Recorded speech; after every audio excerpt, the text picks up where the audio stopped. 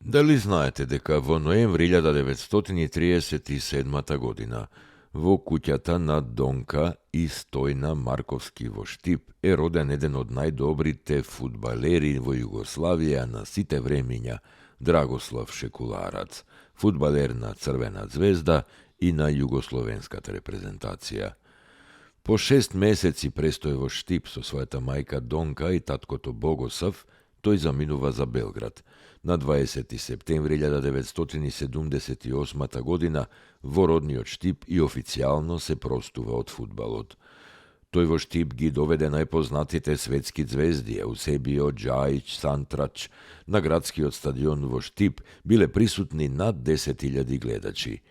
Штипјани му направија споменик кој официјално беше откриен во јуни 2017 година, а тогаш на градскиот стадион се одигра и ревијален надпревар во кој играа ветерани на Црвена звезда и Брегалница. Се работи за една модерна иновација, инспирирана од неговиот омилен дриблинг, противникот да го помине со пета лоб преку глава. Споменикот ги содржи и копачките од неговите златни нозе и неговиот лик, како и црвено-белите бои на клубот за кој најмногу играл. Автор на споменикот е штипскиот уметник Методи Андонов. Споменикот 2 години пред смртта го откри самиот славеник Шекуларац. Тој почина на 81 годишна возраст во јануари 2019 година. Дали знаете дека на 27 ноември 1890 година германскиот лингвист Леонард Готлиф Мазинг ја одбранил првата докторска дисертација за македонскиот јазик на тогашниот Дербцки универзитет во Естонија.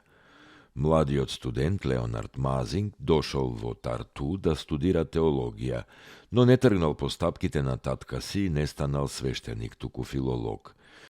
Неговиот татко, Карл Јохансен Мазинг, како свештеник служел во лутеранската протестантска црква, па името Македонија не било туѓо и непознато во нивното семејство, се разбира поради мисијата на апостол Павле во Македонија и христијанизацијата на европскиот континент. Клучна улога во запознавањето со Македонија и интересот за неа, како што самиот Леонард Мазинг пишува во својата докторска дизертација, имале двајца македонци, кои тој ги запознал во текот на неговите студии во Лајпциг и во Санкт Петерсбург, односно Петроград. Во Лајпциг во 1886 година Мазинг се сретнал и извесно време другарувал со велешанецот Иван Ѓоргов, кој го запознал со состојбите во Македонија, со јазикот, обичаите, околностите и историјата. Во Санкт Петерсбург пак го запознал Димитар Топеничаров, по потекло од Охрид.